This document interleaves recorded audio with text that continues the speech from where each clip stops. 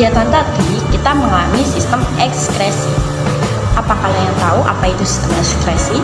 Nah, sistem ekskresi yaitu proses pengeluaran sisa metabolisme yang sudah tidak berguna bagi tubuh seperti urin, keringat, CO2, H2O, dan cairan empedu.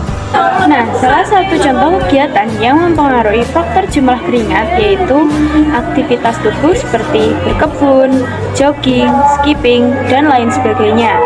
Yang selanjutnya yaitu suhu atau cuaca pada lingkungan, kondisi kesehatan, dan juga emosi pada diri seseorang. Nah, sistem ekskresi sendiri mempunyai beberapa fungsi, antara lain yaitu yang pertama, menurunkan kadar zat produk metabolisme, yang kedua, melindungi sel-sel tubuh dari makanan yang bersifat beracun, yang ketiga, menjaga keseimbangan cairan tubuh atau homeostatis, yang keempat atau terakhir yaitu membantu mempertahankan suhu tubuh. Di penjelasan ini, saya akan menjelaskan tentang struktur sel kulit. Struktur sel kulit yang pertama ialah epidermis. Salah satu lapisan anatomi kulit adalah epidermis. Epidermis adalah struktur kulit terluar pada tubuh manusia dan selalu mengalami regenerasi karena peluruhan sel-sel kulit mati setiap hari.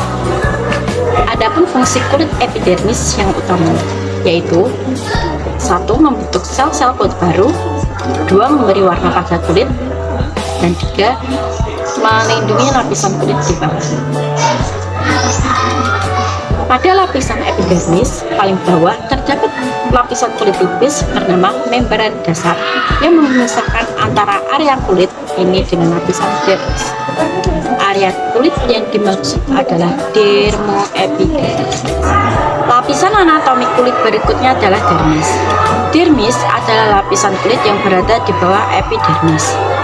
Dermis merupakan lapisan kulit yang paling tebal karena terdapat pembuluh darah dan saraf, kelenjar keringat, kelenjar minyak atau kelenjar sebasea, folikel rambut, hingga saluran limfe.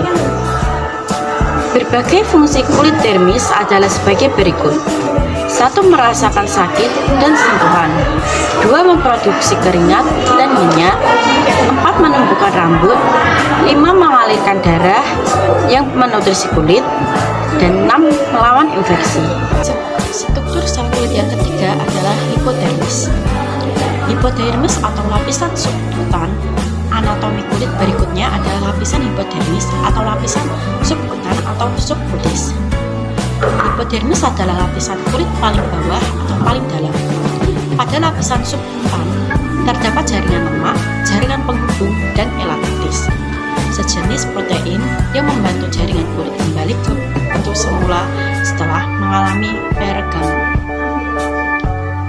Fungsi lapisan lemak pada hipodermis adalah melindungi tubuh dari panas dan dingin, sebagai cadangan energi, dan sebagai bantalan yang melindungi tulang, otot, dan organ tubuh dalam tubuh.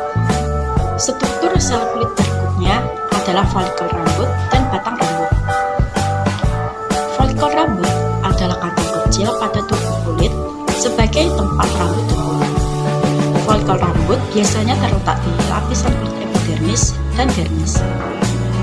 Fungsi folikel rambut adalah untuk memproduksi sel-sel rambut yang akan tumbuh di kulit, kepala, wajah, dan seluruh tubuh. Rambut membantu mengontrol suhu tubuh dan melindungi kulit dari cedera. Struktur sel kulit berikutnya adalah kelenjar minyak atau juga dikenal sebagai kelenjar sebasea. Kelenjar minyak atau dikenal dengan kelenjar sebasea adalah suatu kelenjar kecil pada kulit yang bentuknya menyerupai karung. Fungsi kelenjar minyak adalah melepas sabun atau minyak ke folikel rambut serta melapisi dan melindungi batang rambut agar tetap lembab. Kelenjar sebasea terletak pada lapisan kulit dermis. Struktur sel kulit yang terakhir adalah kelenjar keringat. Kelenjar keringat adalah struktur kulit yang terletak pada lapisan epidermis. Sesuai namanya, fungsi kelenjar keringat adalah menghasilkan keringat yang dikeluarkan oleh lapisan subkulit kecil atau stratum corneum ke permukaan kulit. Dari kedua kegiatan di atas, tubuh kita menghasilkan keringat. Nah, pastinya kalian bertanya-tanya kan, keringat itu datangnya dari mana?